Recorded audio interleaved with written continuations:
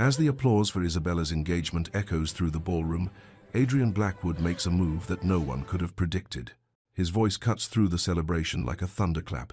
"Miss Hawthorne is the only woman I've ever wanted as my Duchess." The gasps grow louder. Clara's heart pounds. What now? Is this truly love, or has the Duke made a mistake? Welcome back, my wonderful family and friends. If you're enjoying this story, don't forget to hit subscribe and drop a comment letting me know where you're tuning in from. And trust me, you won't want to miss tomorrow's story, so stay tuned. England 1871, Hawthorne Manor in Hampshire. The sun was beginning to dip low in the sky, casting golden light through the glass panels of the conservatory. A soft breeze carried the scent of freshly bloomed roses from the garden outside, weaving its way through the warm air. Clara Hawthorne, sitting alone in the corner of the small, sunlit room, let her fingers gently trace the edges of the medicinal herbs she had arranged on the table. Lavender, chamomile, and rosemary, simple plants, yet each one held the promise of relief and comfort for those in need. She took a deep breath, inhaling the earthy scent of the herbs, feeling a calm settle over her. The world outside, with its glittering ballrooms and social expectations, felt far away in this quiet sanctuary. Clara, with her plain chestnut hair pinned back in a modest knot, and her simple cream dress that fell just below her knees, had long accepted her place in life. She was the eldest daughter of the Hawthorne family, yet she had never been the one anyone sought after. Her younger sister, Isabella, was the star of every social gathering, with her golden curls and emerald green eyes that captured the attention of every gentleman in London. Clara wasn't bothered by it anymore. At 22, she had long since come to terms with her position. She would never be the one to dance under the chandelier at Lady Blackwood's grand balls, or be wooed by the Duke of Ravenswood. She was content to tend to the household's accounts, care for the sick in the village, and lose herself in the pages of a good book. The quiet of the conservatory was where she felt at peace, far from the noise and bustle of society's demands. Her peaceful moment was interrupted by the sharp voice of Mrs. Pemberton, the housekeeper. "Miss Clara," Mrs. Pemberton called, her footsteps growing louder as she approached the conservatory. "Your mother is looking for you. The Duke of Ravenswood has arrived, and your mother insists you come at once." Clara's fingers stilled over the lavender leaves. The Duke of Ravenswood? She had heard his name whispered around society, a wealthy and elusive man known for his reclusive nature. His return to London after several years abroad had caused a stir, and Lady Marguerite, her mother, had orchestrated every detail of their upcoming garden party with one goal in mind: Isabella's marriage prospects. "Miss Clara," Mrs. Pemberton continued, her voice now tinged with a note of urgency, "Lady Marguerite demands that you present yourself somewhat presentable. I shall assist you with your gown." Clara sighed softly. Her mother's expectations were clear. Isabella would be the jewel of the evening, and Clara would simply be there as a shadow, an accessory to her sister's beauty. Her role had long been set in stone, and she had accepted it without protest. She stood slowly, smoothing her plain dress as she walked toward the housekeeper. Somewhat presentable, she mused, knowing full well that her idea of presentable was vastly different from her mother's. "Yes, Mrs. Pemberton," Clara said quietly, her voice soft but resigned. "I will come at once." Inside the main house, the atmosphere was alive with excitement. Servants bustled about, making last-minute adjustments to the floral arrangements, while Lady Marguerite directed everything with an air of precision, her eyes flickering with anticipation. Isabella stood near the mirror, her golden curls carefully arranged, the sunlight catching in them like strands of silk. Her emerald gown shimmered as she twirled before the looking-glass, a vision of beauty and grace. "Clara," Lady Marguerite called out as soon as she saw her daughter enter the room, her voice sharp with impatience. "For heaven's sake, could you not have changed into something more fitting? The Duke of Ravenswood is here, and you will be presenting yourself as Isabella's companion for the evening." Clara winced inwardly at her mother's tone, but said nothing as she stepped further into the room. She had learned long ago that her mother's criticisms could never be avoided, only silently endured. Lady Marguerite's focus was entirely on Isabella, who had been groomed for this very moment. The society debutante, the perfect match for a man of noble title. The contrast between Clara and her sister was striking. While Isabella was poised and confident, radiating beauty as effortlessly as a flower blooms in the sun, Clara felt like an afterthought, a quiet presence in the background. Her chestnut hair, pinned simply into a knot at the back of her head, was nothing like her sister's perfect curls. Her plain lilac gown, devoid of any embellishments or jewelry, made her appear like a shadow in comparison to the extravagant gown Isabella wore. And it wasn't just her appearance that marked her difference, it was her place in the world. Clara had long since come to terms with being the plain sister. She would never capture the attention of men the way Isabella did. She would never be the one to make a match with a duke. At 22, Clara had resigned herself to a life of quiet duty. While Isabella dazzled in the ballrooms and charmed the guests with her beauty and social grace, Clara found solace in tending to the sick, reading to the elderly tenants on the estate, and keeping the household accounts that her mother found tedious. But tonight, everything felt different. The Duke of Ravenswood had arrived. Isabella was certainly the one Lady Marguerite had her sights set on, but Clara couldn't help the flutter of nervousness in her chest. The Duke, with his commanding presence and mysterious air, was a man of great power and wealth, and tonight he would see the two Hawthorne daughters, one of beauty, one of quiet reserve. Clara moved to the side of the room, observing the preparations with a growing sense of unease. The grand garden party had been meticulously planned by Lady Marguerite to showcase Isabella as the perfect match for the Duke. Clara had no illusions about her place in this scenario. She would stand by, unnoticed, as Isabella charmed the Duke and every other gentleman in attendance. It was the role she had played for years, her sister, the shining star, and her, the quiet, unremarkable one in the background. As the Duke's arrival drew near, Clara couldn't help but feel a sense of foreboding. She had spent so much time accepting her position, accepting that her beauty and charm were not the things that would win her a nobleman's heart. But still, she wondered, was there more to her than her mother's constant oversight? Could there ever be a place for her in this world of beauty and ambition? The moment the Duke entered the garden, his tall, broad figure cut a striking presence. The sunlight seemed to dim around him, as though the world had drawn a collective breath at his arrival. The whispers among the guests only grew louder as he made his way through the crowd, his calm grey eyes scanning the assembly with quiet authority. And then, to Clara's shock, he stopped before her, his gaze steady and thoughtful as he took in her presence. "Miss Hawthorne," he said, his voice deep and warm, causing her to look up in surprise. "I must say, it's a pleasure to finally meet you." Clara blinked, uncertain whether he was addressing her or someone else. Surely, he couldn't be referring to her. She was merely the wallflower, the unnoticed sister. But when their eyes met, she felt a small spark of something she couldn't quite name.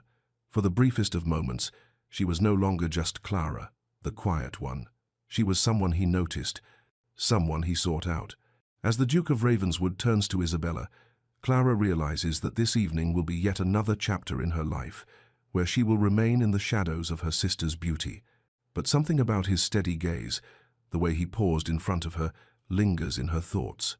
Could he have seen her, or was it all just an accidental encounter? The Duke is expected to fall for Isabella at this garden party, and Clara must serve as her sister's companion, blending into the background, where she's always been comfortable. But as the evening unfolds, Clara feels an uneasy sense that this time, something might be different. The garden at Hawthorne Manor was alive with the hum of conversation, the clinking of silver, and the rustling of satin and silk. Lady Marguerite had spared no expense in hosting the event. Flowers in full bloom adorned every corner, their sweet fragrance mingling with the scent of freshly cut grass and springtime air. White marble statues stood sentinel among the hedges, and crystal chandeliers hung suspended from the oak trees, catching the sunlight in 1,000 different directions. A string quartet played softly, its delicate notes dancing in the breeze as the guests of London's elite mingled, glasses of champagne in hand. Clara Hawthorne stood at the edge of the garden, her hands clasped loosely in front of her. She had been placed deliberately on the periphery, as usual an invisible companion to her sister, Isabella, who was the undisputed star of the evening. Isabella, in her emerald gown, glittering with pearls and diamonds, was the focus of every man's attention. Her golden curls cascaded in perfect ringlets around her shoulders, her radiant smile effortlessly drawing admirers like moths to a flame. Clara, on the other hand, stood quietly near the refreshments table, her soft lilac gown blending with the blossoms around her. Her hair, pinned simply in a knot at the back of her head, lacked the intricate styling of Isabella's. While her sister fluttered and flirted with the most eligible bachelors in the room, Clara's role was always the same: to blend into the background, to offer the occasional smile, to quietly tend to the guests without drawing attention to herself. It was a role she had accepted long ago, but on this day, with the Duke of Ravenswood in attendance, it felt heavier than ever. She glanced toward Isabella, who was laughing as the Duke's young nephew, Thomas Blackwood, offered her a glass of lemonade. The sight of Isabella laughing, her voice lilting and melodious, was enough to make Clara sigh inwardly. Her sister was flawless, effortlessly charming, and at the center of it all, while Clara was left to observe, her presence unnoticed. Clara adjusted her gown, the soft fabric gently rustling as she moved to refill a platter of finger sandwiches, hoping the task would occupy her thoughts. She wasn't bitter, at least. She tried not to be. She had long accepted her role in life. It was simply easier this way. Let Isabella be the jewel of society. Let her shine in the limelight. Clara was content with her quiet, unremarkable existence, tending to her family's needs, managing the household accounts, and volunteering in the village. But even as she settled into her role, there was a part of Clara that longed to be seen not as Isabella's sister or a mere background figure, but as someone with worth in her own right. But that will never happen, Clara thought, squaring her shoulders. Not here, not in this world. The arrival of the Duke of Ravenswood, Adrian Blackwood, caused a ripple of excitement through the garden party. It wasn't often that the Duke graced London with his presence, and his sudden appearance had the guests murmuring in eager anticipation. Clara had heard the whispers Adrian Blackwood, the elusive Duke, recently returned from several years abroad. He was said to be a man of quiet authority, a philanthropist whose work had taken him far from the glittering society he now returned to. Isabella, of course, was the first to take note of his arrival, her eyes lighting up as she straightened and gracefully walked toward him, her gown swirling around her like a living thing. Clara, as was expected, stood quietly aside, her presence barely acknowledged. The Duke's striking figure moved through the crowd with an air of calm command. Tall and broad-shouldered, he had an elegance about him, his dark brown hair neatly styled, his sharp grey eyes scanning the crowd with a quiet intelligence. His appearance alone was enough to draw a crowd, and as he made his way toward Isabella, Clara couldn't help but notice the subtle way his gaze lingered on her sister admiration. No doubt. Isabella was flawless, after all. Clara had no illusions about that, but as the evening wore on, Clara couldn't help but feel a flicker of unease. There was something in the way the Duke interacted with others, something that made Clara wonder if, for once, the right person might see beyond Isabella's beauty. As the evening settled into its rhythm, with soft music filling the air and the gentle murmur of conversations all around, a sudden commotion drew Clara's attention. The sound of a thud, followed by a child's cry, shattered the calm. She turned just in time to see Thomas Blackwood, the Duke's young nephew, tumbling from one of the tall oak trees near the fountain. He had clearly lost his footing while attempting to climb, and now lay sprawled on the grass, clutching his leg. Isabella, standing nearby, gasped and recoiled in horror. The other guests froze for a moment, unsure of what to do. It was a chaotic few seconds, the shock and confusion evident on every face, but Clara didn't hesitate. Her heart quickened, but she moved swiftly, her instincts taking over. She rushed to Thomas's side, kneeling beside him, her hands steady as she gently assessed his injury. "Don't worry, Thomas," she said softly, her voice calm. "You've hurt your leg, but we'll take care of it." As she inspected the boy's ankle, her mind quickly sorted through the rudimentary knowledge she had learned from the village physicians. An injury like this could be sprained, perhaps even fractured, but with the right care, it could heal. She carefully placed her hands on his leg, feeling the tender area. "It's swollen, but I think it's just a sprain," Clara said, her fingers moving with practiced ease as she assessed the injury. Behind her, Clara heard the soft, impressed voice of the Duke. "You have the hands of a healer, Miss Clara," Adrian Blackwood remarked. Clara glanced up, meeting his steady grey eyes for the first time, and felt a strange flutter in her chest. His gaze was not like the others. It wasn't one of admiration for her sister's beauty. It wasn't a polite gaze that ignored her presence. It was a gaze of genuine interest, of someone who saw her, truly saw her, for what she was. She blushed, uncomfortable with the attention. "I'm just doing what needs to be done," she replied softly, her hand still working to gently support Thomas's leg. Adrian's gaze softened as he watched her work. "You have a remarkable calmness about you," he observed, his voice quieter now, as if he were speaking to her alone. "Most would have panicked, but you took charge. That is rare." Clara felt her cheeks burn hotter, but she said nothing, focusing on Thomas's injury. Adrian moved closer, his eyes never leaving her. She could feel the weight of his gaze on her, but there was no judgment, only respect. Once Thomas's injury had been attended to, and he was safely escorted away to rest, Clara straightened up. Her hands trembled slightly, but she fought to steady herself. She had done what was needed, and that was enough. But the Duke, Adrian Blackwood, was still there, standing close by. He smiled at her genuinely, warmly, and it was the first time Clara had ever felt that warmth directed toward her. "You're quite extraordinary, Miss Hawthorne," he said quietly, his voice low and intimate. "You have a way of calming those around you. I can see why your family holds you in such regard." Clara blinked in surprise. She hadn't expected those words to come from him, not from someone of his stature, someone so refined and powerful. She had always been the overlooked sister, the quiet one. But here was the Duke, a man who had seen her, truly seen her, for the first time. As the evening continued, the conversation and laughter around Clara faded into the background.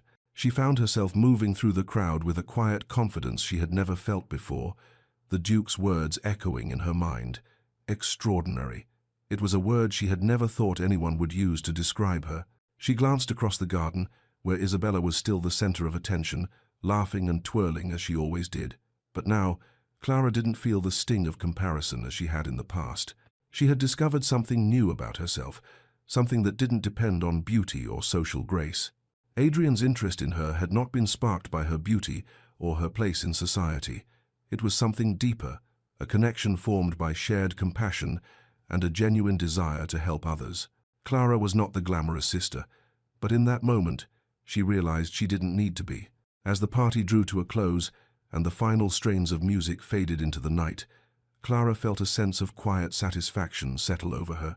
Tonight, something had shifted, something that would change her life forever. And Adrian Blackwood, the Duke of Ravenswood, had noticed. The early morning sun cast soft light over the cobblestone streets of London as Clara Hawthorne made her way to St. Mary's Hospital. She walked with purpose, her steps quick and sure despite the quiet hum of the city around her. The world here, away from the grand parties of society and the pressure of expectations, felt more in tune with who she truly was. Here, in the sterile halls of the hospital, Clara could be herself an aide, a listener, a compassionate hand. She had been volunteering at St. Mary's for several months now, following her mother's reluctant acceptance of her desire to help the less fortunate. At first, Lady Marguerite had expressed little more than disdain for Clara's choice of work, dismissing it as beneath their station. But Clara had persisted. Volunteering at the hospital gave her a sense of purpose that society's frivolous balls and shallow expectations could never provide. It was here, with the sick and the poor, that Clara felt truly seen, not for her looks, not for her title, but for her heart. Today was no different. Clara arrived early, the hospital's courtyard quiet as the first of the patients began trickling in. She helped with basic tasks, delivering meals, aiding the nurses in tending to wounds, and sitting with those in pain, offering words of comfort and gentle touches. It was simple work, the kind that required little skill but an abundance of empathy. Clara was good at it, perhaps even better than she realized. As Clara made her rounds, she found herself absorbed in the quiet rhythms of the hospital. There was something calming about the repetition of her tasks, the small acts of kindness that built a bridge between the suffering of others and her own heart. She'd learned early on to not let herself become too emotionally invested, to not allow the weight of the world's misfortunes to break her. Instead, she did what she could, one small act of service at a time. Her thoughts, as they often did, drifted to the events of the garden party. Adrian Blackwood, the Duke. It felt like a strange dream now, that moment in the garden when their eyes had met, when he had seen something in her that no one else had ever noticed. She had tried to dismiss it, telling herself that it was nothing, just an idle conversation sparked by a child's accident. But something had shifted in her that day, something that couldn't be easily undone. And so, she moved through her workday, pushing thoughts of him to the back of her mind. She had no right to dwell on such things, not when there were patients to care for, Not when her own place in society had already been set. Her future, she knew, would never be one of high titles and grand estates. It would be a life of quiet duty, far from the Duke's world. She was simply not meant for such luxuries. It was during her lunch break that she saw him, Adrian Blackwood, standing near the nurse's station, speaking with one of the attending physicians. She stopped in her tracks, caught off guard. He was not in his usual formal attire, but instead wore a simple coat and trousers, more fitting for an ordinary man than the Duke of Ravenswood. He looked out of place among the white walls of the hospital, but his presence seemed to command respect nonetheless. Clara's breath caught in her throat as she watched him speak to the physician. His voice, low and authoritative, carried across the room, and though she couldn't make out the words, she felt the weight of them. He was here on his own terms, not for society, not for appearances, but because he genuinely cared. He caught sight of her then. His grey eyes flickered over her, his expression softening just slightly. Clara's heart skipped a beat, but she quickly turned away, pretending to adjust a stack of papers on the desk. She knew better than to indulge in fantasies, especially about a man of his standing. Adrian Blackwood would never notice someone like her. But as the day wore on, it became clear that Adrian had noticed her. He made several more appearances over the course of the week, each time under the guise of checking in on the hospital's operations. But each time he would linger longer than necessary, always finding an excuse to speak with Clara. At first, it was about the patients. Then, it was about her work in the wards, her approach to helping the sick. Slowly, their conversations shifted from the mundane to the more personal, and Clara found herself becoming more comfortable with him. One afternoon, as they stood near the hospital's small garden, Adrian turned to her, his voice soft. "Miss Hawthorne," he began, as he had done so many times before, though the weight of his words carried more meaning this time. "I've been meaning to ask you something." Clara blinked in surprise. "Of course, Your Grace, what is it?" He hesitated, and for a moment Clara thought he might not continue. But then he spoke again, his voice steady. "I've seen your work here, Clara.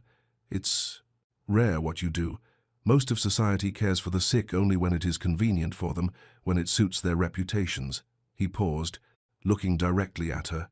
"You, however, care for them because you have a deep, genuine compassion. It's extraordinary." Clara felt a warmth spread through her chest at his words. No one had ever spoken to her like this, with such respect, with such admiration for her character. She looked down at her hands, unsure how to respond. "I do only what I can, Your Grace," she said softly. Adrian smiled, his eyes warm. "Please, call me Adrian," he said. "We've worked together enough for you to drop the formalities." Clara nodded, a slight blush creeping up her neck.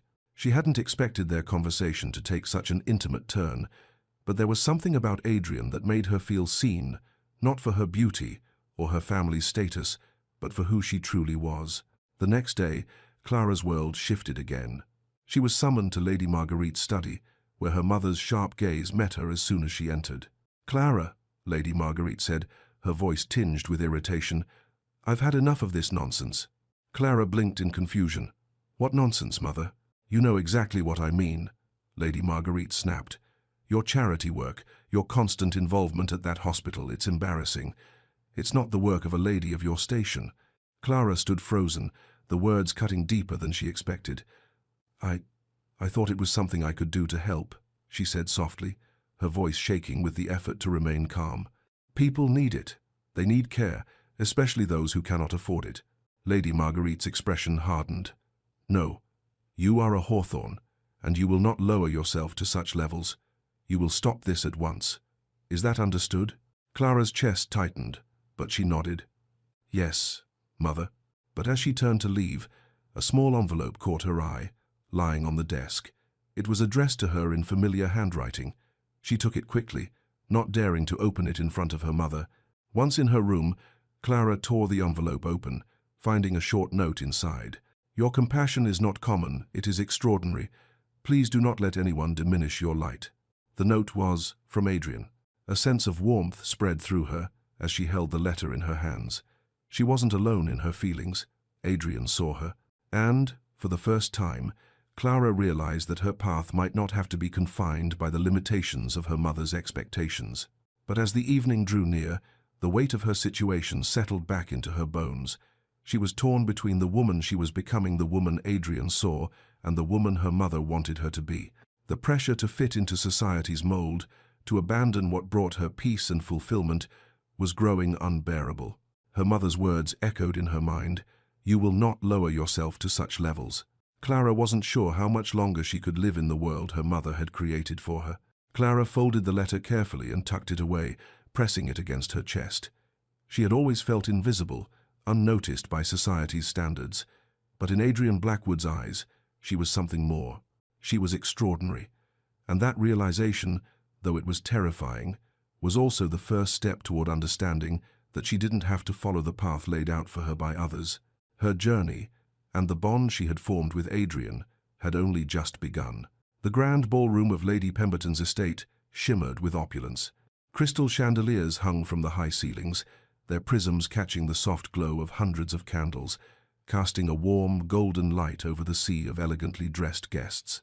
The murmurs of London's finest society filled the air, accompanied by the soft strains of a string quartet playing a waltz in the corner. Laughter, clinking glasses, and the rustle of silk gowns blended together, creating the unmistakable buzz of a gathering where expectations and reputations hung like a delicate thread. Clara Hawthorne stood at the edge of the room, her position unchanged. She was not here to dance nor to be admired. She was simply an accessory to her sister, Isabella, who, in her emerald silk gown, golden curls cascading around her shoulders, had captured the attention of every man in the room. Isabella was radiant, a vision of beauty that seemed to demand adoration. She glided through the crowd with an air of effortless grace, the light catching her pearls as she laughed at some remark from a lord. Her every move seemed choreographed to perfection, and Clara, in her understated pale blue dress, stood quietly at the periphery, a shadow in the presence of her sister's brilliance.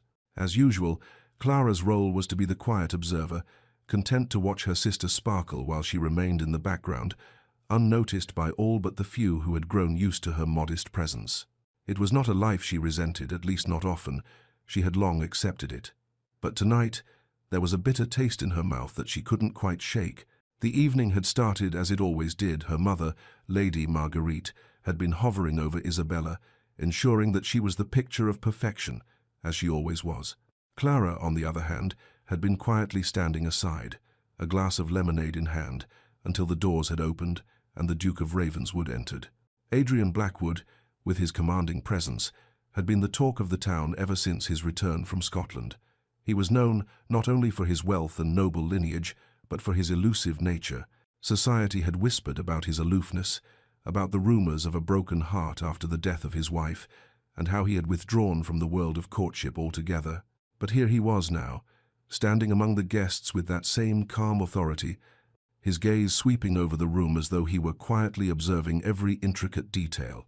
And, as expected, his eyes had briefly lingered on Clara before turning back to the crowd. Clara had hardly dared to hope that he had noticed her at all, that their brief exchange at the garden party would mean anything. But there had been that moment, that soft smile he had offered her when he had seen her tending to the injured Thomas Blackwood. Perhaps it was a fleeting gesture, a polite acknowledgement of her actions, but it had meant something to her. And now, as she watched him move across the ballroom, she couldn't help but feel a flicker of disappointment. He had returned to the world of the aristocracy, and she had returned to her place on the edge of it all.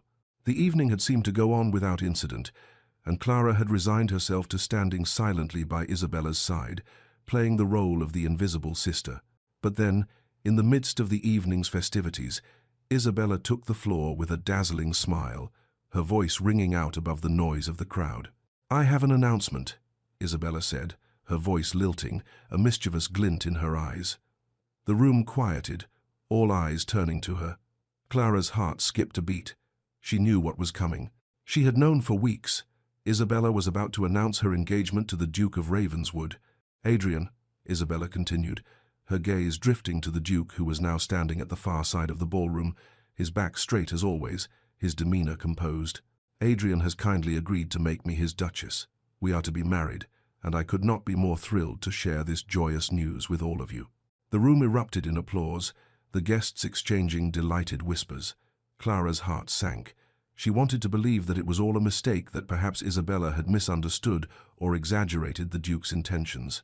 But the triumphant look on Isabella's face told her everything she needed to know. This wasn't a misunderstanding. This was deliberate. Clara stood frozen, her hand tightening around the glass in her hand. The words didn't seem to reach her at first. We are to be married. It couldn't be real. It shouldn't be real. The Duke had never proposed to Isabella. She had made this up. But in that moment, Clara knew it didn't matter. The Duke would never be the one to correct the false announcement. He was in Scotland, far away from this charade. Clara's gaze shifted toward the corner of the ballroom, where Adrian stood alone, his expression unreadable. She had watched him carefully, seen the way he had looked at her, not Isabella, not the woman everyone assumed would capture his heart, but Clara. He had seen something in her that no one else had, and for a fleeting moment she had dared to believe that perhaps, just perhaps, there could be something more between them. But now, as Isabella claimed the Duke's affections in front of the entire room, Clara felt a sharp pang in her chest. She wasn't angry at Isabella, no, that wasn't it. She was angry at herself, at her own foolishness for thinking that someone like Adrian Blackwood could ever look past the glittering facade of her beautiful sister to see the woman behind the books and the quiet service. Isabella had won again, and Clara had, once again, been left in the shadows. Clara fought to control her emotions, to keep her composure, but it was impossible. The weight of the evening settled heavily upon her shoulders. She had lived her entire life in Isabella's shadow, a role she had accepted with a certain quiet dignity. But in this moment, with Isabella basking in the attention of every guest and the Duke's absence hanging like a heavy cloud, Clara felt invisible more so than ever before. She could hear the laughter around her, the polite compliments about Isabella's beauty, the murmurs of excitement at the engagement, and yet none of it felt real.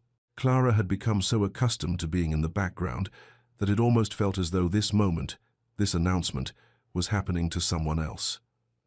Is this my life? She wondered. Is this my place, forever standing quietly on the edges while my sister is praised and adored? For years, Clara had done her best to find contentment in the things that mattered most to her, reading to the elderly tenants, volunteering at the village clinic, managing the accounts at Hawthorne Manor. But these were not the things that made a woman desirable in society. These were not the things that earned her a marriage proposal from a duke. And yet, as the evening wore on and the guests continued to celebrate Isabella's announcement, Clara found herself feeling something she had not expected: relief. She was not the woman society wanted her to be. She was not the woman who could captivate a duke with a smile or wear a gown that made heads turn. And perhaps, in some strange way, that was okay. Perhaps, she thought, as she stood in the corner of the ballroom, watching her sister accept the admiration of the room, it was time to stop trying to fit into a world that would never accept her. By the time the night began to wind down, Clara had retreated to a quiet corner of the ballroom, away from the noise and the laughter. She needed space to breathe, to think, and to let the sting of Isabella's triumph fade into the background. Her eyes lingered on the empty chair beside the Duke's seat, the seat he had not taken because of a false engagement that had not even been his doing. Clara closed her eyes, letting the music wash over her, the pain in her chest settling into something like acceptance. Perhaps this is my fate, she thought. Perhaps this is the role I'm meant to play: quiet, unseen, unnoticed. But deep down, Clara knew that there had to be more to her life than this. She could not continue to live for others' expectations. There had to be something more for her than being the invisible sister to Isabella's beauty. As the last notes of music floated across the ballroom, Clara made a decision. She would not remain in the shadows forever. She would not be the woman who was cast aside, resigned to a life of quiet service. She might never be the one to marry a duke or become the center of attention, but she would find a way to be seen not just by the duke, not just by society, but by herself. As Clara left the ballroom that night, her heart still heavy with the weight of her sister's false engagement, she knew one thing for certain: she was done waiting for a life that wasn't hers. It was time to take control, to step out from the shadow, and to carve her own path, whatever it may be. The streets of London were alive with activity, the clamour of carriage wheels on cobblestone streets mixing with the hum of voices as the social season reached its height. At Hawthorne Manor, however, a storm was brewing that no one could have predicted. The Hawthorne family's name, once a symbol of grace and sophistication, was now being whispered about in every drawing room, every salon, every corner of high society. Clara Hawthorne had always been an outsider, standing in the shadow of her younger sister Isabella's dazzling beauty, but even she could not have imagined the weight of the scandal that was about to descend upon her. The rumors had begun innocently enough. The whispers started at Lady Pemberton's soirée, where Isabella had announced her engagement to the Duke of Ravenswood. At first, they had been harmless, a few murmurs of surprise, a couple of raised eyebrows. But then, as gossip always did, the story began to grow. The more it was passed from one person to the next, the more it twisted, and soon Clara was at the center of a scandal that threatened to destroy everything her family had built. The rumors were nothing short of vicious. It started with Countess Vivienne Sterling, a woman of considerable influence in London society who had once sought Adrian's affections but had been swiftly rebuffed. The Countess, whose beauty had once captivated the Duke, had never been able to let go of her unrequited love. When she learned of Adrian's growing interest in Clara, she couldn't bear it. Her jealousy, fueled by years of resentment, manifested in the most damaging way possible. It began with a quiet conversation over tea at one of London's most exclusive clubs. Countess Vivienne, in her impeccable black lace gown, had expertly steered the conversation toward the Duke's new companion, Clara Hawthorne. With a sly smile and a conspiratorial tone, she had begun weaving her tale of scandal. "I hear that the Duke of Ravenswood and Miss Hawthorne are quite close," Vivienne said softly, making sure the words reached the ears of those seated nearby. "Close enough that some have begun to wonder if she isn't more than just his intellectual companion, as they call it." A guest, a well-known gossip columnist, had raised an eyebrow. "What do you mean?" he asked, his pen already poised to record the next tidbit of society gossip. Vivienne leaned in, lowering her voice. "It's no secret that Miss Hawthorne has been spending an unusual amount of time with the Duke, and the way she carries herself so confident, so assured, it's as though she's been well trained in the arts of high society. But where did she come from, I wonder? The Hawthornes, while respectable, are not the sort of family one expects to see in such circles." Her voice dropped further, the words now tinged with scandal. "I suspect Miss Clara is not as innocent as she appears. Some are even suggesting she is Lord Hawthorne's illegitimate daughter, the result of an affair with one of their servants. A commoner's blood running through her veins, no wonder she's been so quick to gain the Duke's favor." The words fell like a heavy stone, creating ripples through the high society circles. Countess Vivienne's carefully constructed insinuations were like kindling, and they quickly caught fire. By the time the evening ended, Clara's name was being spoken in hushed tones all across London, her reputation already tarnished by the malicious whispers of one woman's jealousy. At Hawthorne Manor, the storm broke with devastating force. Lady Marguerite Hawthorne, who had always prided herself on her family's impeccable social standing, was horrified when she heard the rumors circulating about her eldest daughter. "Do you know what they're saying about Clara?" Lady Marguerite asked, her voice trembling with disbelief as she spoke to her husband, Lord Hawthorne, later that evening. "The audacity! They're saying she's the Duke's mistress, that she's been using her position in society to ensnare him. They even have the gall to suggest she's my illegitimate child." Lord Hawthorne looked just as stunned, his face pale as he absorbed the scandalous words. "This is preposterous," he said, shaking his head. "Clara has always been above reproach. These rumors are nothing but the venom of a scorned woman." But Lady Marguerite was not so easily placated. "You don't understand," she said, her voice rising with the strain of trying to keep control of her emotions. "This is going to ruin us. Our name, our standing in society, it's all at risk. Clara has brought this upon us with her foolishness." The tension between them grew, and Clara, standing just outside the study, overheard the conversation. Her heart sank as her mother's words pierced her, a mixture of anger and sadness swirling within her. She had never asked for this, never asked for the attention or the scandal. All she had ever wanted was to be seen for who she truly was, a woman with kindness and compassion, someone who cared for the sick and the poor. But now, that image was being shattered by lies and malicious rumors. It was then that Clara received a letter, one that would offer her a brief moment of solace amidst the storm. The elegant handwriting on the front was unmistakable Adrian Blackwood. She had not expected to hear from him again, Not after the events of the garden party. The note, tucked neatly into the envelope, was brief, but filled with quiet strength. I care not for society's opinion. Your heart and kindness are the only things that matter to me. Clara closed her eyes, letting the words settle over her like a balm. Adrian's defense was a rare and precious thing, especially in a world where appearances and reputation meant everything. To him, Clara's worth was not defined by the whispers of society, not by the false rumors spread by a bitter countess. His words were a quiet affirmation of everything she had hoped was true, that there was more to her than society had ever seen. But even as the warmth of his words soothed her, Clara knew that the battle was far from over. Her mother's disappointment, her family's growing resentment, it all weighed heavily on her. She was caught between two worlds, the world of her mother's ambitions and the world of her own heart. The world where kindness and compassion mattered, where she could be herself without the constraints of title and status. But Clara was beginning to realize that she could no longer exist in the shadows. The battle for her identity, who she was and what she stood for, was one she could no longer avoid. The Duke's words were comforting, but they were not enough to shield her from the storm of gossip that had already begun to ruin her reputation. As the days passed, Clara's internal conflict deepened.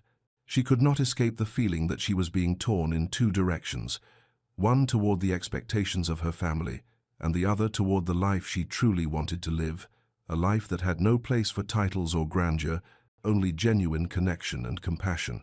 Clara could no longer live a life defined by what others expected of her. She could not continue to hide in the shadows, playing the role of the invisible sister. She had to find her own path, even if it meant defying her family and society. And though she had no idea what that path might look like, she knew one thing for certain. She could not let the lies and the false rumors dictate her future. The following day, Clara sat in the quiet of her room, the letter from Adrian still clutched in her hand. She had never been the one to seek attention or defy her family, but in this moment, she realized that the time had come to stop hiding. She had to confront the rumors head-on, for her own peace of mind and for the chance to live a life that was truly hers. The decision was not an easy one, but Clara knew that if she continued to stand by, silent and unseen, the world would continue to define her as they pleased. She would remain invisible, forever trapped in the shadow of her beautiful sister. As she folded the letter and placed it carefully in her drawer, Clara made a vow to herself. She would no longer let society's expectations dictate her fate. She would stand tall, regardless of the gossip, regardless of the scandal. Adrian had seen her for who she truly was. Now it was time for Clara to see herself the same way. And when the time came, she would no longer be afraid to step out from the shadows and claim the life she had always dreamed of. The battle was far from over, but Clara knew that with each passing day, she was becoming stronger. The weight of the rumors, the judgment of society, and the disapproval of her mother no longer held the power they once had. Clara had found something far more valuable, her own sense of worth, a recognition of who she truly was, and the courage to stand firm in it. As the world continued to spin around her, Clara stood resolute, ready to face whatever came next with the quiet strength and compassion that had always been her true legacy. The Pemberton Ball was one of the most anticipated events of the London social season, an evening where the city's elite gathered to celebrate wealth, beauty, and the promises of advantageous marriages. The chandeliers above cast a warm, golden light over the ballroom, and the air buzzed with polite conversation, the rustle of silk, and the clink of crystal. Ladies glided across the floor, their gowns shimmering in the candlelight, while the men, handsome in their tailored evening coats, watched from the sidelines, eyes lingering on their chosen partners. It was an evening designed to dazzle, to impress, and to secure futures. Clara Hawthorne, however, felt none of the glittering excitement that swirled around her. She stood just outside the ballroom, her hands clasped nervously in front of her. Tonight was supposed to be Isabella's night, the night she would announce her engagement to the Duke of Ravenswood, the man who had captured the attention of every eligible lady in London. The ball had been arranged with such careful precision by Lady Marguerite, and Clara, as usual, was to play the role of supportive sister, unseen, unnoticed, and, most importantly, silent. Yet, as the guests filled the room and Isabella, radiant in her sapphire gown, her golden curls cascading down her back, took her place at the center of the celebration, Clara felt a knot form in her stomach. The weight of the evening was not lost on her. It was heavy with expectations, both from her family and from society. It was a night that would either seal her sister's future or cast Clara into the shadows once again. But it wasn't just the usual unease she felt. Tonight, something was different. Tonight, the air crackled with tension, and Clara couldn't shake the feeling that her life was about to change, whether she was ready or not. As the night wore on, Clara watched from the sidelines as Isabella basked in the admiration of every man in the room. The guests crowded around her, fawning over her beauty and grace, praising her imminent engagement to the Duke. Isabella seemed to glow under the attention, her smile dazzling, her laughter light and carefree. To anyone who was watching, it was clear Isabella was the queen of the evening. Clara, on the other hand, had retreated to the corner of the ballroom, feeling the familiar sting of invisibility. Her pale blue dress, simple in design, stood in stark contrast to the luxurious gowns that surrounded her. She wasn't meant to be seen, and she had long since accepted that. So, she stood quietly by, her gaze drifting across the crowd, her mind racing. She had not spoken to Adrian since the garden party, a fleeting encounter that had left her heart in a state of confusion. The moment he had looked at her, really looked at her, had been one of the most unexpected things to ever happen in her life. But now, as she watched him move through the room, his calm, steady presence filling the space around him, Clara wondered if she had only imagined the connection they shared. Surely, someone like him, powerful, noble, admired, could never be truly interested in someone like her. But still, when their eyes met across the room, Clara's heart skipped a beat. Adrian, the Duke of Ravenswood, was the epitome of everything she had been taught to believe she could never attain. Wealth, power, status. And yet, his gaze lingered on her for just a moment longer than it did on the others, and that small flicker of recognition only added to the mounting tension in Clara's chest. Isabella was the center of attention, as expected, but Clara felt an inexplicable sense of dread settle over her. Something was not right. The whispers that had been circulating about her, about the fabricated rumors of her supposed involvement with Adrian, seemed to grow louder in her ears. The more she thought about them, the more she realized how much they had begun to affect her. The malicious gossip from Countess Vivian Sterling, the false accusations that had been spread, had taken their toll on Clara. She was used to being overlooked, but the rumors were different. They were destructive. They threatened everything she had worked so hard to build, her integrity, her self-worth, and the small peace she had found in her quiet, unnoticed life. As Clara stood near the edge of the ballroom, the murmurs of the crowd began to grow louder. Isabella, clearly enjoying the attention, stepped forward, her eyes sparkling with excitement. She turned to the Duke, who had been watching her intently, and with a practiced smile, she addressed the guests. "It is with great joy," Isabella said, her voice carrying across the room, "that I announce my engagement to His Grace, Adrian Blackwood, Duke of Ravenswood." A collective gasp swept through the room, followed by applause and congratulatory cheers. The guests exchanged knowing glances, some nodding in approval, others eager to join in the celebration of what they believed was an inevitable match. Clara felt as though the room had suddenly closed in around her. The announcement wasn't a surprise, of course. Isabella was, after all, the woman everyone expected Adrian to marry. She was beautiful, poised, and destined for greatness. But what Clara had not anticipated was the cold, sinking feeling in her stomach, the realization that this was all a lie. Before she could fully process the rush of emotions that threatened to overtake her, a sharp, commanding voice cut through the chatter. "Miss Isabella Hawthorne," Adrian's voice rang out, clear and steady. "I must address a matter of great importance." The room fell silent. The air seemed to still as all eyes turned to him. Adrian stood at the far side of the ballroom, his posture tall and unyielding. His grey eyes scanned the room, lingering for a moment on Isabella before turning to face the crowd. "Miss Isabella Hawthorne has announced an engagement that does not exist," Adrian said, his voice unwavering. "I have never proposed to her." "Adrian," the words hung in the air, and the silence that followed was deafening. The guests exchanged bewildered looks, unsure of how to react. Isabella's face drained of color, and Clara's heart raced in her chest. She couldn't believe what she was hearing. The Duke had just publicly denied the engagement, exposed the lie for all to see. As the shock of Adrian's statement reverberated through the room, the Duke turned toward Clara, his gaze locking onto hers. She felt her breath catch in her throat, her heart pounding in her chest, as Adrian slowly made his way across the room toward her. The crowd seemed to part in reverence as he approached, his eyes never leaving hers. "The only woman I have ever considered as my Duchess," he said, his voice filled with quiet conviction, "is Miss Clara Hawthorne." The words were like a thunderclap in the room. Clara's eyes widened, her pulse quickening as the implications of his statement sank in. She had expected the Duke to deny the false engagement, but she had never imagined he would turn the attention so completely toward her. The guests, who had once admired Isabella for her beauty and grace, now turned their gaze to Clara, who stood frozen in place, unable to comprehend what was happening. Isabella's face twisted with humiliation. The bright smile she had worn just moments ago had vanished, replaced by an expression of shock and disbelief.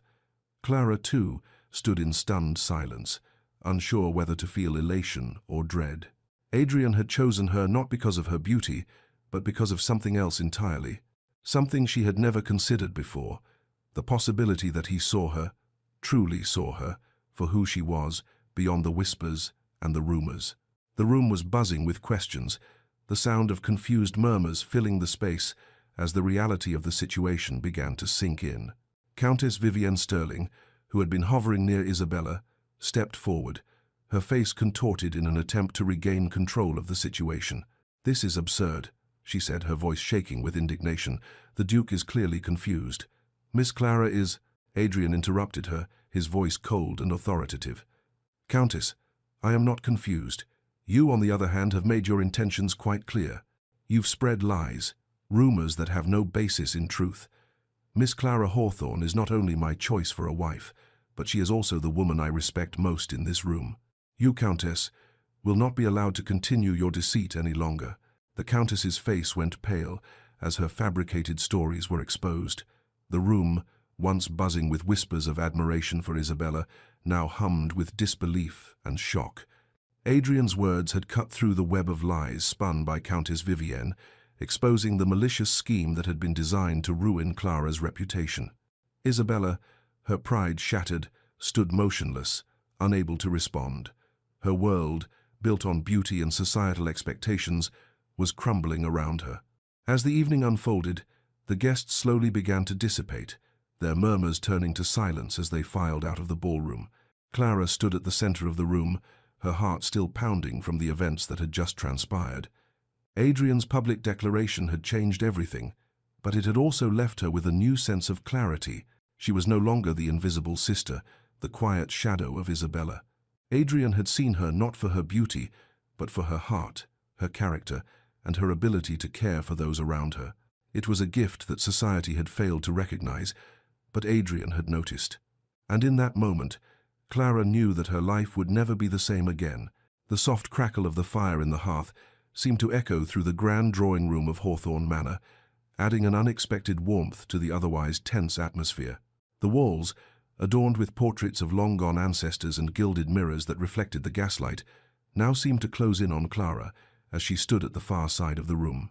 Her hands were clasped tightly in front of her, betraying the nervous energy that buzzed beneath her calm exterior. Lord Hawthorne, her father, stood at the center of the room, his face pale and drawn. He held a letter in his hands, an envelope of thick, cream-colored paper that seemed to carry a weight far beyond its mere appearance.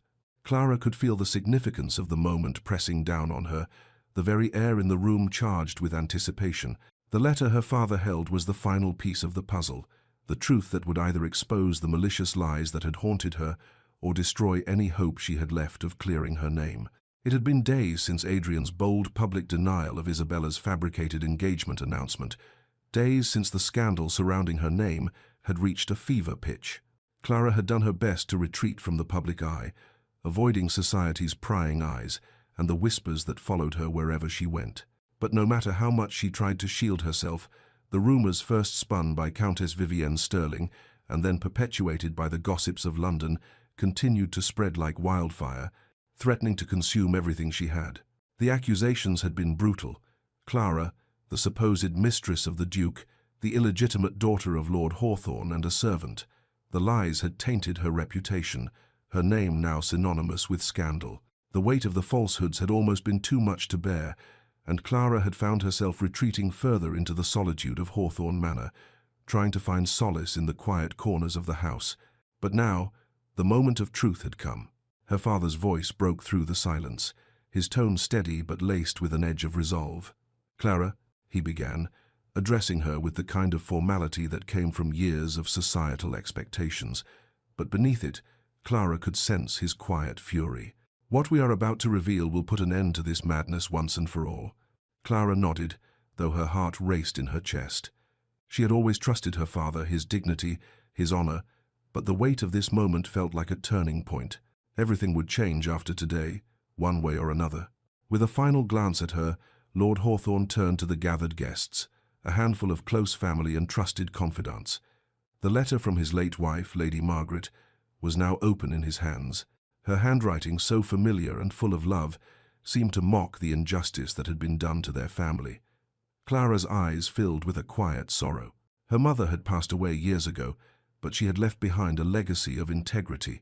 It was her final words, now to be read aloud, that would confirm Clara's legitimacy and silence the rumors once and for all. "Lady Margaret wrote this letter before her passing," Lord Hawthorne continued, his voice unwavering. "In it, she leaves a clear record of Clara's birth and her rightful place in this family. It is time for the world to know the truth." He unfolded the letter, his fingers trembling ever so slightly as he began to read aloud. Clara listened intently, the words taking on a weight she had never expected.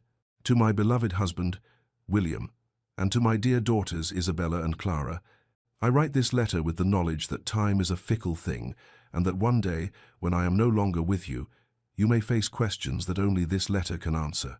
Clara, our eldest daughter, is every bit as legitimate as her sister, Isabella. I carry no regret in this truth, nor in the love I have for both of you. She is of our blood, my dear William, and her place as your daughter will forever stand, no matter the whispers that may come." Clara's breath caught in her throat as her father continued, the words from her mother's letter echoing in the room like a clarion call for justice. "There are those who may question her legitimacy. There are those who may suggest she was born of lesser means, the product of some affair or scandal. Let these rumors be known for what they are, nothing more than baseless lies meant to tarnish the Hawthorne name. Clara is your daughter, and nothing will change that." As her father finished reading the letter, Clara felt the weight of its truth wash over her. She had known in her heart that she was not the product of scandal, but hearing her mother's words confirmed it in a way nothing else could. For the first time in days, Clara felt a small sense of relief. The truth, though long hidden, had finally come to light. The truth was out, but Clara's relief was short-lived. Just as her father placed the letter back on the desk, the door to the drawing room burst open with force, and Lady Marguerite rushed in, her face flushed with panic. "You cannot," she began, her voice thick with emotion, but her words faltered as she looked around at the guests. Her gaze landed on Clara, and for the first time, Clara saw something in her mother's eyes: regret, shame, and a deep, unspoken understanding of the weight of her own actions. Before anyone could respond, the sound of hurried footsteps outside the room interrupted. The door opened once again, and Countess Vivienne Sterling entered, her head held high, her gaze steely with a combination of disbelief and defiance. She had been watching the entire scene unfold from the hallway, and it was clear that she had no intention of letting Clara's name be cleared so easily. "I see we are reading letters now," Countess Vivienne said with a sneer, her eyes flashing with contempt. "How quaint. But I must say, Lord Hawthorne, that this sudden revelation does nothing to undo the damage that has already been done. The truth does not change the fact that Miss Clara has been seen in public, entwined with the Duke of Ravenswood, her name whispered about in the most disreputable circles. A mistress, a bastard, those are the names she will forever carry, no matter what you say now." Her words hung in the air, heavy and venomous. The Countess's malicious grin spread as she saw the discomfort on the faces of the assembled guests. Clara could feel the old, familiar sting of society's judgment creeping back into her chest. But Adrian Blackwood was not about to let Vivienne have the last word. He entered the room at that moment, his presence as commanding as it had been at the ball. His eyes were cold with authority, and his jaw was set with an expression that left no room for doubt. "Countess Sterling," he said, his voice low and steady, "your lies are as transparent as your motivations. You've spent years trying to destroy the Hawthorne family, and now you've stooped to the lowest depths to try and ruin Miss Clara." The Countess opened her mouth to retort, but Adrian raised a hand to silence her. "Do not speak. You have already done enough damage. Your reputation is tarnished, and your lies are exposed." He turned to Lord Hawthorne, who stood with the letter in his hands, still processing the weight of the revelations. "Lord Hawthorne," Adrian continued, his voice firm, "the truth is on your side, and it is time for this malicious woman to leave London." Countess Vivienne's face blanched with anger as Adrian spoke. Her eyes darted between the guests, now murmuring among themselves in shock and disbelief. The Countess's carefully constructed social image was crumbling before her very eyes. Her years of scheming, of trying to secure the Duke's affections, had led her here, exposed, defeated, and humiliated. "This is not the end of this," Vivienne hissed, her voice trembling with barely contained rage. "You think you've won, but the damage is done. The rumors will persist. You cannot silence them forever." But Adrian stepped forward, his expression unwavering. "The only thing that will persist is the truth. And the truth, Countess, is that you have lied, manipulated, and schemed your way through this. Now, you will face the consequences. It's over." As Vivienne turned to leave, her face flushed with rage, the guests in the room watched her exit with a mixture of disbelief and curiosity. There was no more pretense, no more polite conversation. The Countess had been unmasked for the manipulative social climber she truly was. With Vivienne's departure, the room fell into an uneasy silence.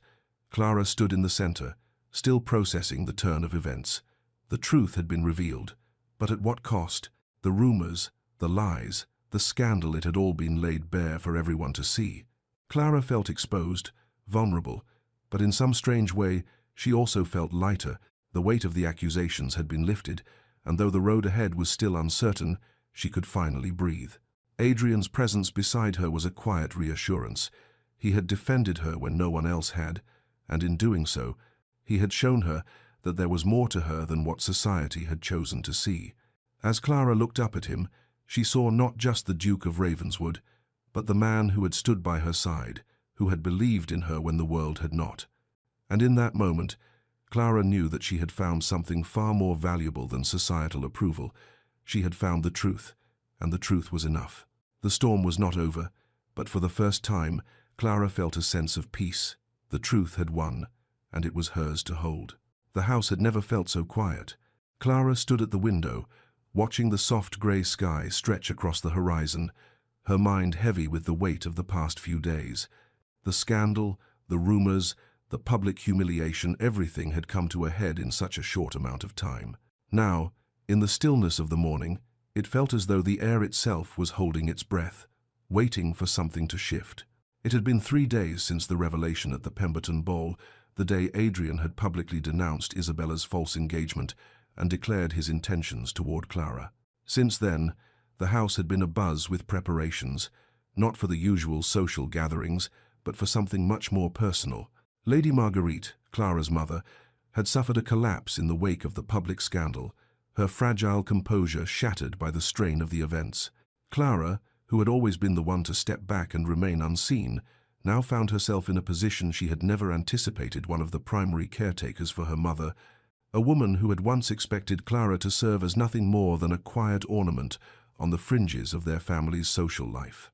As Clara stood in the window, she could hear the soft murmur of voices from the other side of the house. Her father, Lord Hawthorne, was speaking with the physician who had been tending to Lady Marguerite, his words low but filled with a sense of concern. He had always been a man of action, steady and composed, but there was a vulnerability to him now that Clara had never seen before. "Is she going to be all right?" Clara asked softly, not turning from the window. Her father's footsteps were faint as he approached her. "She will recover, but it will take time," he said quietly. "The shock was simply too much for her." Clara nodded, though her mind was far away, lost in the echoes of the past. She had spent so many years trying to meet her mother's impossible standards, always coming up short in her eyes. For so long, Lady Marguerite had treated Clara as an afterthought, the plain daughter, the one who could never compete with the dazzling Isabella. But now, with the weight of the public scandal upon them, it seemed that Lady Marguerite was finally beginning to see the truth. It had been Adrian who had finally shattered the illusion that had held their family in place. His defense of Clara and his public acknowledgement of her worth had peeled away the layers of pretense and shown them all something real. But what had been most surprising of all was how this truth had forced Lady Marguerite to face her own role in the situation, the way she had treated Clara, always placing Isabella's beauty and charm above her daughter's kindness and intelligence. It was later that afternoon when Clara finally entered her mother's room. Lady Marguerite lay in bed, propped up by pillows, her face pale and drawn. There was something fragile about her now, something Clara had never seen before. Gone was the woman who had always commanded attention, who had filled every room with her presence and expectations. Instead, there was a woman who had been broken open by the very world she had once controlled. Clara hesitated at the door, unsure of how to approach. Her relationship with her mother had always been strained, filled with unspoken resentments and unmet expectations. Lady Marguerite had never been an easy woman to please, and Clara had spent most of her life feeling like she would never be enough, never beautiful enough, never social enough, never the perfect daughter Isabella had been groomed to be. But as Clara stepped closer to the bed, she saw something in her mother's eyes that she had never seen before. Vulnerability. "I'm sorry, Clara." Lady Marguerite's voice was faint, barely above a whisper. "I'm so sorry." Clara felt the words like a sharp pang in her chest. She hadn't expected this, hadn't expected to hear those words from her mother, who had so often pushed her aside in favor of Isabella. She sat by her mother's bedside, unsure of what to say, her throat tight with emotion. Lady Marguerite turned her gaze toward her eyes full of regret. "I was so blinded by Isabella's beauty that I failed to see I had two remarkable daughters. I nearly destroyed the one with true worth." The words hit Clara with a force she hadn't anticipated. Her mother, the woman who had always seemed so distant and critical, was now speaking with a tenderness Clara had never known from her. "I never meant to hurt you," Lady Marguerite continued, her voice thick with emotion. "I always thought I was doing what was best for you, pushing you to be better, to be more like Isabella. But I see now. I see what I did to you, and I regret it deeply." Clara felt a lump form in her throat as she reached for her mother's hand, gently taking it in her own. The touch was tentative at first, unsure, but it felt like the beginning of something new, something that had been lost for so long. "It's all right, Mother," Clara whispered, her voice thick with emotion. "I know you didn't mean to hurt me. I didn't know if you'd ever see me, truly see me." Lady Marguerite squeezed her hand, a tear slipping down her cheek. "I see you now, Clara. I see you for who you truly are, strong, kind, and compassionate. You've always had the strength to stand on your own, to care for others, while I was too busy trying to push you into a mold that never fit. I was wrong." Clara felt a surge of emotion in her chest, the years of hurt, of feeling invisible, flooding to the surface. She swallowed hard, fighting to keep her composure. "I know, Mother," she said softly, "and I've learned to live with it. But I'm not the woman you wanted me to be, and maybe that's for the best." Lady Marguerite smiled faintly, her gaze softening. "No, Clara, you are exactly who you were meant to be, and if I had seen that sooner I would have spared you so much pain. But now I want to make things right. I want to be the mother you deserve." The words felt like a balm to Clara's soul, healing wounds that had been open for far too long. She had never imagined hearing them, had never expected her mother to acknowledge the pain she had caused. But here, in this quiet room, it was happening, and Clara, for the first time in years, felt as though she were finally being seen, truly seen. In the days that followed, Lady Marguerite's transformation continued. The strength she had once demanded of Clara, the impossible standards she had set for her daughters, were replaced by a new understanding, a recognition that beauty and grace were not the only qualities that mattered. Clara's quiet intelligence, her compassion, and her ability to care for others were qualities that had always made her remarkable. Lady Marguerite, though still recovering from the physical toll of her collapse, became a staunch defender of Clara. She stood by her side as the rumors about Clara's supposed affair with Adrian began to die down, her position in society solidifying once again. It was not just the Hawthorne family name that mattered, it was Clara's own worth, her character, and the quiet strength that had always been present. At one of the final gatherings held at Hawthorne Manor to celebrate Lady Marguerite's recovery, she stood in front of their guests, and addressed them with an air of quiet dignity. "My daughters," she began, her voice clear and strong, "have both proven themselves worthy of your admiration. Isabella's beauty and grace have captured many hearts, but Clara's strength, her compassion, and her dedication to others have always been her greatest gifts." Clara's heart swelled as her mother's words washed over her. Lady Marguerite had never spoken to her with such openness before, never acknowledged her worth in front of others. But now, Clara could see that her mother had finally recognized the true value of her daughter, not the one who fit into society's mold, but the one who had always quietly stood apart, offering her heart to those who needed it most. As the evening wore on and the guests congratulated Clara on the strength she had shown, Lady Marguerite stood by her side, no longer the woman who demanded perfection, but the woman who had finally learned to appreciate her daughter's true worth. Clara knew, as she stood there, that her relationship with her mother had been irrevocably changed, and though their journey was far from complete, she now felt a new sense of peace. The past, with all its disappointments, had finally been set aside. It was time to move forward together. The Pemberton Ball had always been a highlight of the London social season, a glittering affair where the city's most distinguished families gathered to celebrate wealth, beauty, and ambition. The ballroom was alive with soft music, elegant laughter, and the shimmer of diamonds and pearls, the chandeliers casting a warm glow over the guests. But tonight, for Clara Hawthorne, the scene was charged with something far more powerful than mere social expectation. The whispers had begun in the moments before the ball had started, rumors that swirled in the wake of the scandalous events of the previous weeks. Clara, once the overlooked sister, now found herself the center of attention, though not in the way she ever expected. Adrian Blackwood, the Duke of Ravenswood, had made his intentions clear. Yet, as she stepped into the room that night, Clara's heart raced with uncertainty. She had no idea how the evening would unfold, or what Adrian's next move would be. But one thing was certain: everything had changed.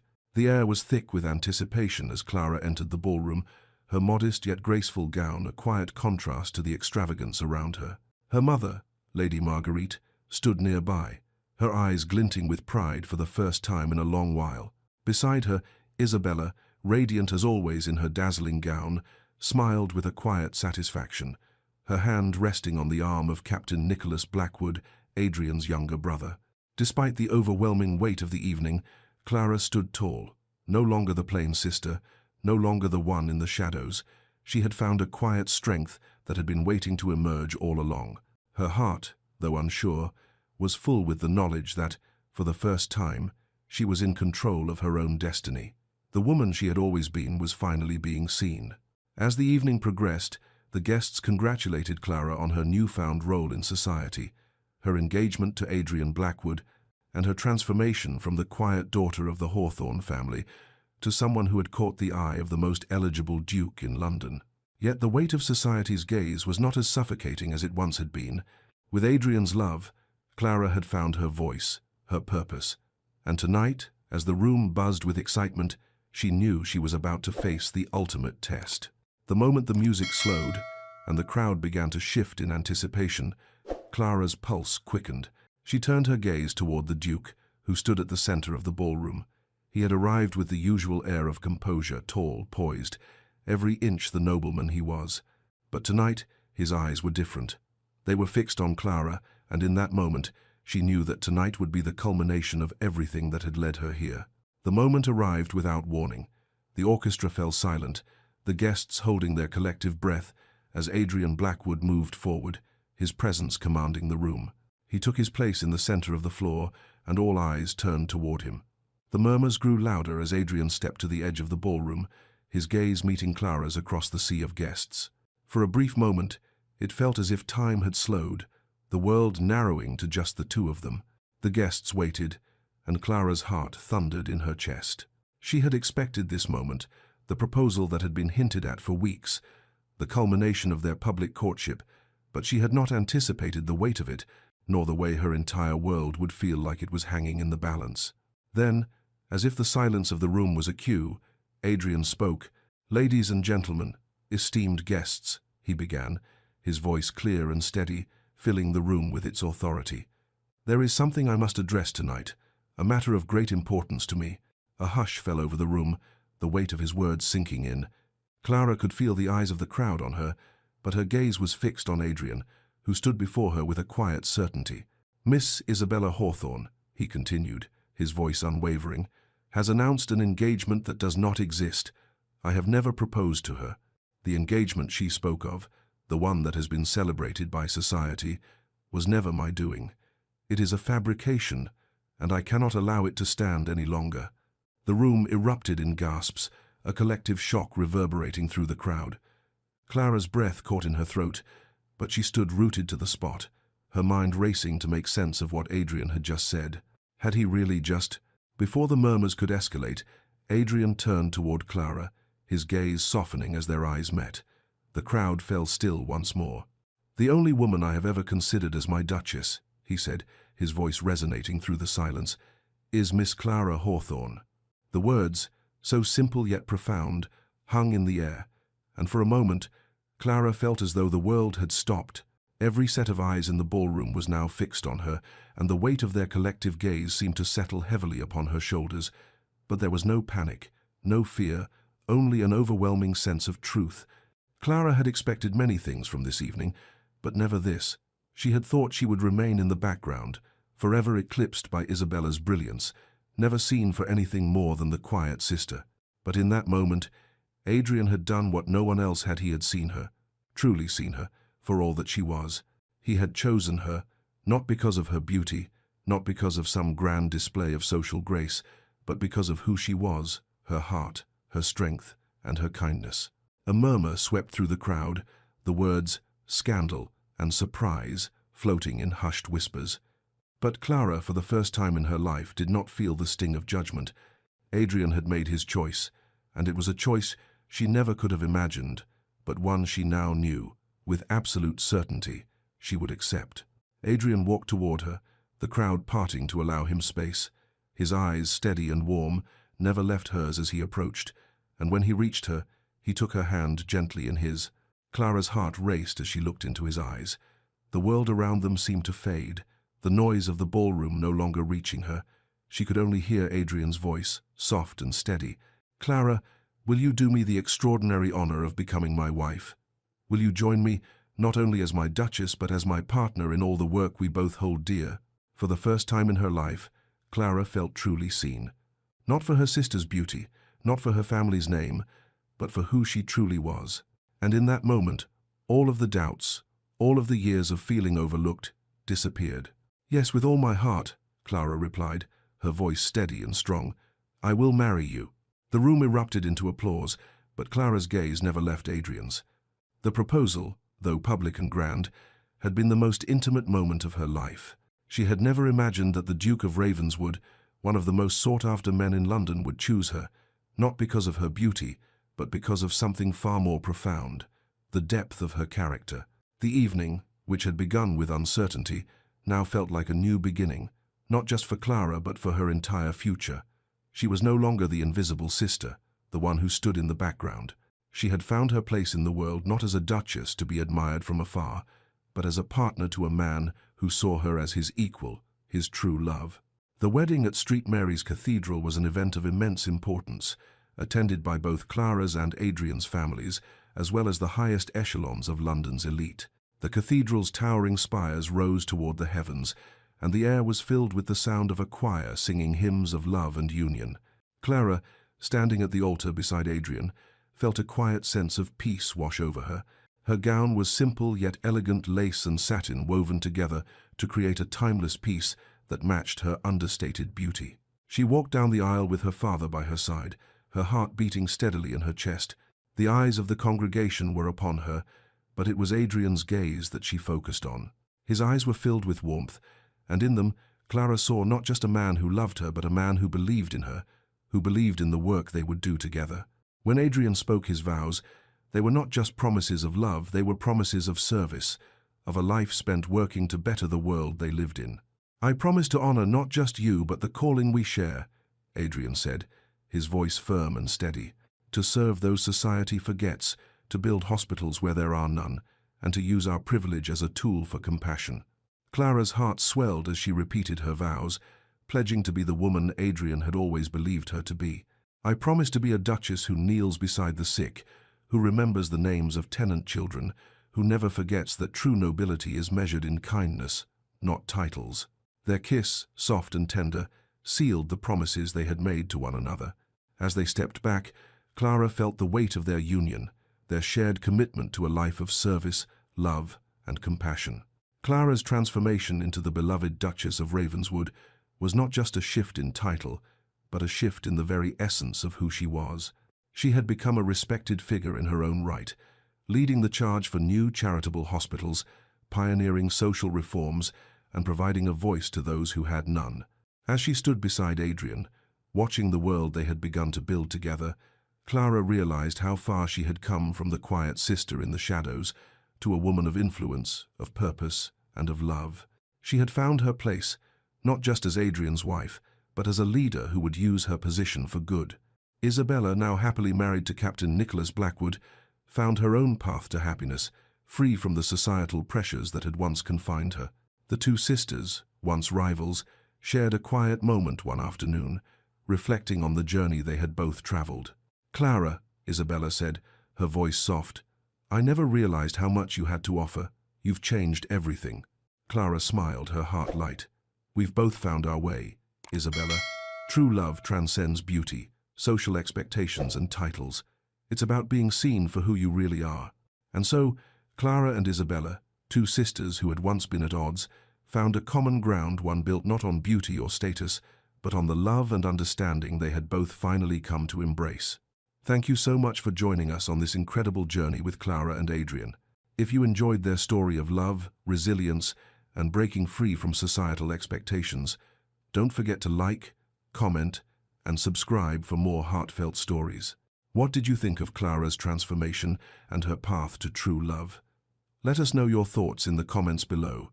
And if you're craving more tales of love, courage, and personal growth, be sure to hit the notification bell so you never miss an update.